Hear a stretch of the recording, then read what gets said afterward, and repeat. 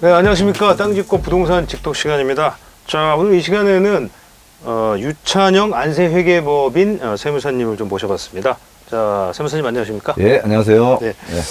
자, 오늘 저희가 이제 유 세무사님을 모신 이유는 세무와 좀 관련된 얘기, 아주 근데 중요한 오늘 그 아이템입니다.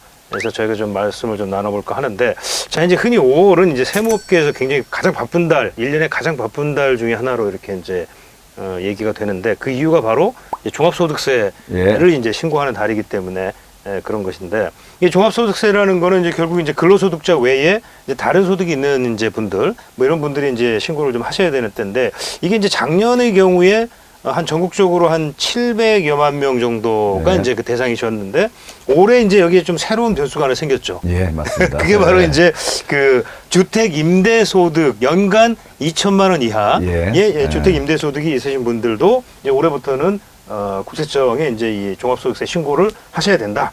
이런 건데, 문제는 뭐냐? 이게 이 분들이 너무 많다는 거죠. 예.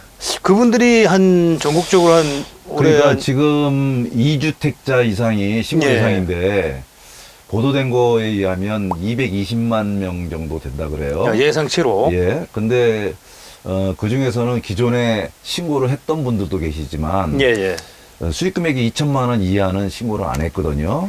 그래서 오늘 보도에 보면 한번 신고 안 했는데 이번에 새로 대상이 된 사람이 한 100만 명 정도로 추정된다. 라고 하는데 저는 그 이상이라고 보고요. 예, 그래서 이번에는 종합소득세 신고 대상자가 급격히 늘어나는. 결국은 뭐 작년도에 한 700여만 명에다가 올해 100만 명 이상이죠. 그러니까 추가적으로 합쳐진다 그러면 뭐 한 거의 900만 명 800에서 900만 명까지도 추산이 된다. 이렇게 볼 수 어마어마한 거네요. 그러면 사실상 뭐 퍼센테이지로 한번 보더라도 작년에 700에서 올해 한 200만 명이 늘어났다 그러면 거의 뭐 한 30% 가까이 늘어나는 셈인데, 그렇게 되면 이제 문제는, 근데 이게 뭐 종합소득세라는 게 이제 세무 신고라는 게 결국은 뭐 일반인들이 이제 개인적으로 하기에는 연말정산 정도도 사실은 뭐 어렵죠. 쉽지 않거든요. 근데 그거를 이제 이 일반인들이 주택 임대소득, 특히 이제 이게 문제가 이제 그 나이 드신 분들, 연로하신 분들이 좀 많고, 또 올해 처음이다 보니까 아무래도 뭐 이렇게 우왕좌왕, 야, 이게 뭐가 어떻게 돼야 되느냐, 이제 이런 것들이 좀 있지 않을까 싶어요. 자, 그래서 저희가 이제 오늘 한번 이제 이 주택 임대소득 신고와 좀 관련해서 좀 올해 이제 처음 하시는 분들을 위해서 여러 가지 이제 어떤 절차라든지 대상자 어떤 분들이 하셔야 되는지 뭐 이런 것들에 대해서 좀 더 이제 한번 좀 쭉 한번 자세하게.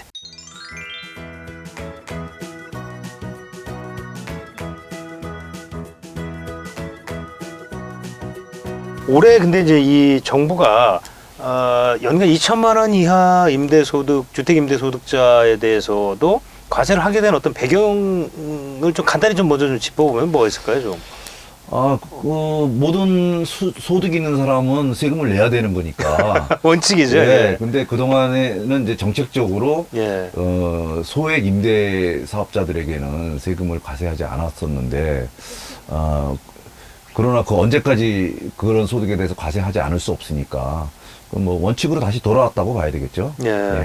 그러면, 근데 이제 이게 문제가 이제 그 2천만 원 이하 같은 경우도 신고를 올해 안 할 경우에는 만약에 안 한다. 그럼 어떻게 됩니까, 그러면?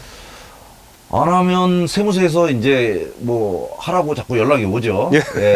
어쨌든 5월까지 안 하면 일단 세금도 내야 되지만 가산세까지 붙습니다. 가산세. 그래서 신고 안 한 가산세, 그다음에 세금 늦게 낸 가산세, 이런 것들이 더 붙습니다. 그러니까 어찌됐건 뭐 이랬거나 저랬거나 어찌됐건 5월 한 달 동안 어찌됐건 신고를 해야 되겠네요. 그러니까. 맞습니다. 자, 그러면 아까 이제 뭐 기본적으로는 이제 어떤 분들이 좀 대상이 되는지를 좀 저희가 알아봐야 될 것 같은데, 일단은 연간 2천만 원 이하 이제 임대 소득인데, 뭐 이렇게만 하니까 좀 잘 모르겠거든요. 이걸 조금 좀 구체적으로 좀 설명을 해주셨으면 좋겠는데. 그러니까 주택 임대를 해서 소득을 얻는 사람은 무조건 소득세를 내야 되겠죠. 근데 이제 그 사람 중에서 일부 사람들이 임대하는 거를 빼고 나머지는 다 해야 되는 거예요. 근데 그때 제외되는 사람은 신고를 안 해도 되는 사람인가요? 그렇죠. 완전 비과세 되는 사람은. 완전 비과세.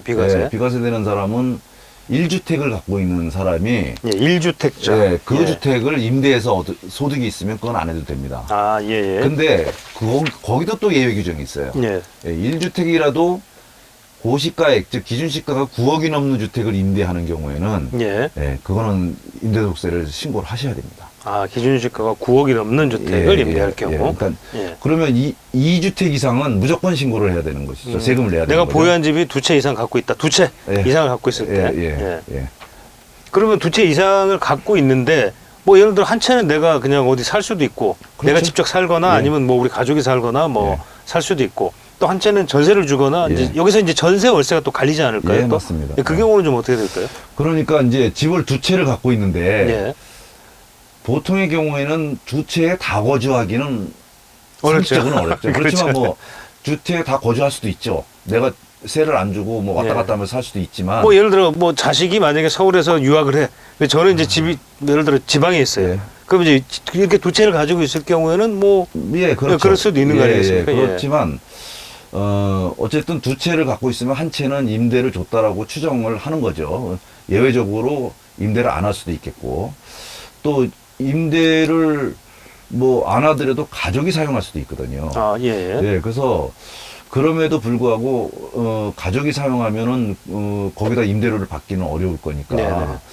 2채를 갖고 있는데 이게 가족이 사용하는 건지 임대를 안 하고 본인이 사용하는지는 세무공무원이 모르죠. 예, 확인은 안 되죠. 내가 신고를 하기 전까지. 신고를 하기 전에는 예. 모르는 거죠. 그래서 그거는 납세자가 2채 이상이면 내가 한 채는 뭐 임대를 안 하고 있다든지 우리 네. 가족이 써서 뭐 무상으로 준다든지 예, 예. 이런 내용을 신고를 해야만 아. 국세청에서 그 내용을 보고 아 이거는 과세가 안 되는 거구나 되는구나 네. 이렇게 분별이 가능하지 않을까 아. 이렇게 판단이 됩니다. 그러니까 2주택자는 정리하면 이제 전세 2채를 모두 다 전세로 줄 경우에는 비과세, 2주택 이상인 경우에는 과세 대상이 들어가는데 과세 대상이지만 예. 그 중에서도 2채를 모두 전세를 줬다면 예. 그건 또 비과세다. 비과세다. 예. 예. 그렇지만 모두 전세를 줬는지 안 줬는지는 국세청이 알 수가 없으니 납세자가 신고를 해야만 알지 않을까 이렇게 됩니다.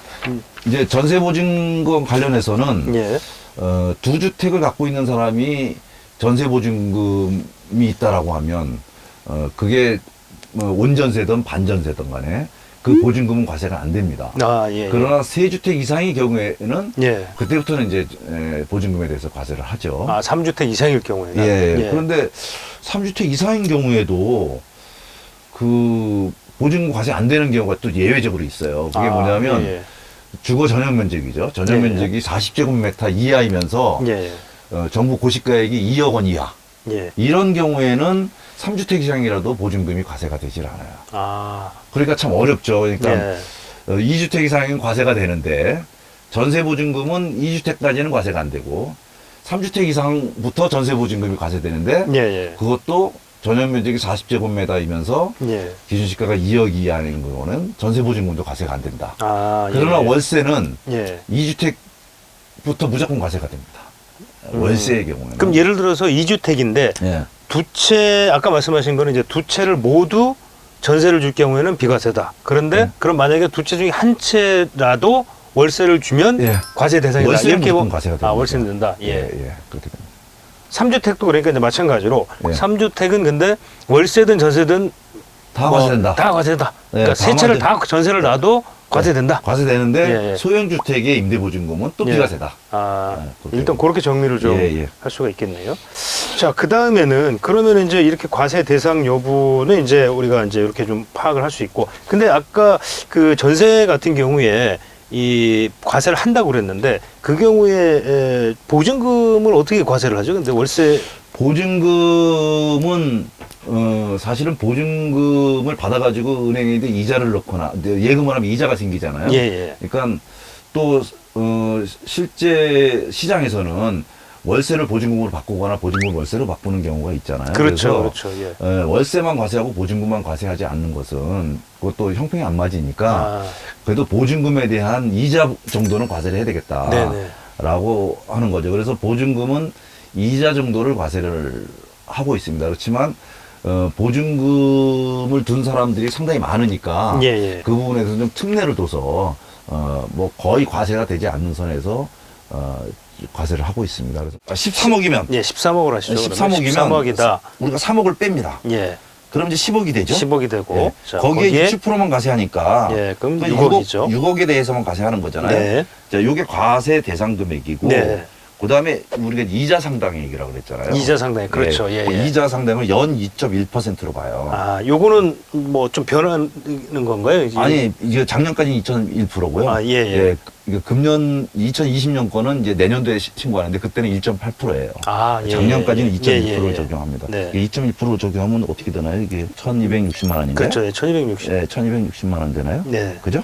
보증금이 13억이라면 예. 매출액은 수익 금액은 1,260만 60을 원이 되는 잡는다. 거예요. 예, 이렇게 보는 거예요. 네네네. 예. 뭐 그러면 물론- 상당히 높은 금액 같은데요? 그렇죠. 예. 예. 높은 금액이죠. 예. 아. 근데 이거를 월세 환산을 한다면 예, 예. 월세를 2.1%로 환산하는 사람은 사실은 없어요. 그렇죠. 예. 예. 그래서 사실은 월세로 계산하는 것보다는 이 매출액이 좀 작게 잡힌다고 보는 거죠. 근데 이제 시장에서. 60%밖에 안 잡으니까 또 거기다 또 60%밖에 안 그렇죠. 되니까. 예, 예. 그렇죠. 그러니까 전세는 좀 상대적으로 좀 예. 이렇게 뭐 그 좀 과세를 괜히 많이 봐주는 많이 거죠. 같아요. 많이 봐주는 것 같아요. 같습니다. 예, 예. 예. 그러니까 뭐 전세 보증금 13억이면 뭐 1,260만 원 정도다. 이렇게 보시면 될 것 같아요.